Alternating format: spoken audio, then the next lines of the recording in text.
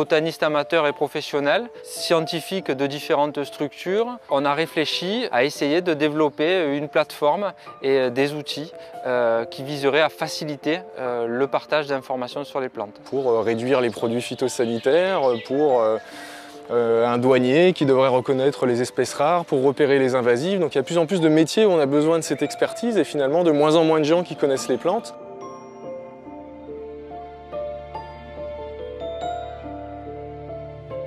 Le projet il s'adresse à beaucoup de communautés différentes, donc, qui vont vraiment du grand public intéressé d'apprendre à reconnaître les plantes qu'ils rencontrent lors des balades du dimanche, jusqu'aux professionnels, des paysans, des gardes forestiers qui vont avoir besoin d'outils d'identification pour savoir quelles sont les plantes visibles autour d'eux.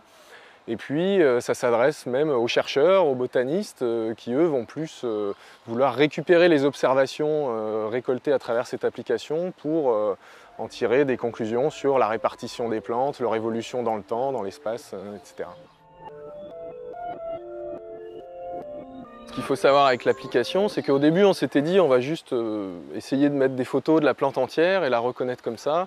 Donc il faut savoir que les technologies de reconnaissance sont justement pas encore assez avancées pour permettre d'identifier une plante avec si peu d'informations. Donc on s'est orienté plutôt sur des différentes vues des différents organes, donc plutôt en gros plan. Et donc le bon usage de l'application, c'est effectivement de se dire qu'il faut que l'organe soit le plus visible dans ma photo. Je ne vais pas prendre un ensemble de feuillages, mais vraiment isoler un seul organe, une seule partie, donc une seule feuille. Voilà. Je vais lui dire que c'est bien une feuille, parce que j'ai le choix entre feuilles, fleurs, fruits ou écorce. Et ce qui serait bien pour compléter, ce serait d'avoir des photos de fleurs, donc je vais essayer d'en trouver. Et là, j'en ai une ici, un peu cachée. Je vais d'abord la prendre un peu de côté. J'attaque fleurs, puis une de face, comme ça on aura deux vues un peu complémentaires, parce que c'est un peu en 3D comme forme, donc il faut essayer de bien capturer ces deux types d'informations. Et l'une des originalités et innovations du projet, c'est de s'appuyer sur des données issues d'un réseau social, donc à la fois important, dynamique, qui collecte régulièrement des données sur le terrain, qui les partage, donc avec une connaissance régulièrement mise à jour, et la possibilité d'utiliser un certain nombre de motifs visuels exprimés par les plantes.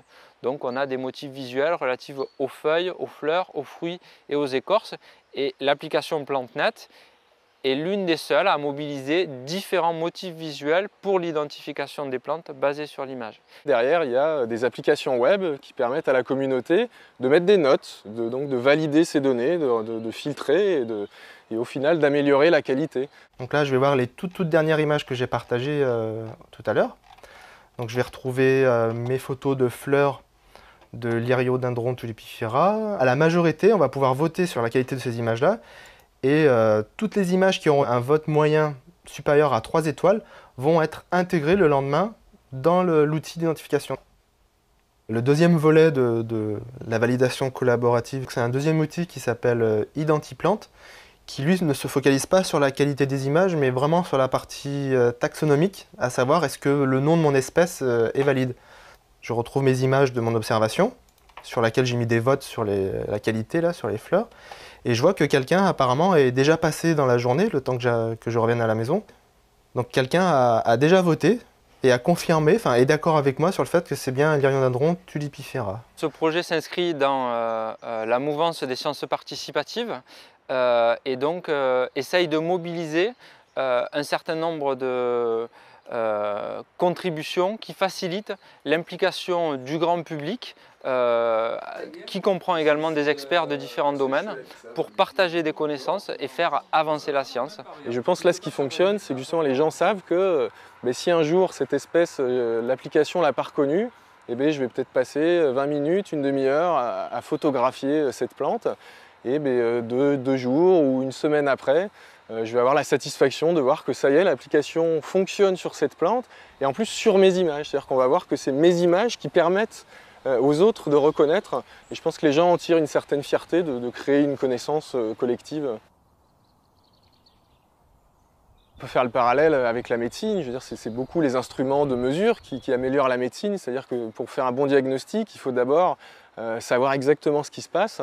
Et donc s'il y avait 10 millions d'observateurs avec leur smartphone qui observent les plantes, et on pourrait en tirer des outils pour améliorer l'écologie, serait beaucoup plus puissant que ce qu'on a maintenant, puisque un des principaux verrous, c'est ça, c'est qu'on ne sait pas, on n'a pas assez de bras pour aller mesurer ce qui se passe réellement et qu'on n'est pas capable de résoudre les problèmes à cause de ça. J'en vois. Pour l'instant, les performances, elles sont ce qu'elles sont. Peut-être que ça marche que dans 30% des cas, même quand on a 30, 50 images dans la base. Et donc là-dessus, il y a encore des chercheurs qui, dans le monde entier, travaillent sur ces problèmes de traitement d'images, ces problèmes de recherche d'informations. Voilà, on croit souvent que tout ça c'est déjà résolu, puisqu'on voit les experts à la télé où on arrive à tout reconnaître. Il faut savoir que ce n'est pas encore vrai et que c'est encore des problèmes qui sont difficiles. Et donc il faut continuer à travailler, à faire de la recherche sur ces algorithmes, sur ces problèmes de reconnaissance automatique. Donc ça c'est un des grands enjeux recherche qui continuera aussi là-dessus.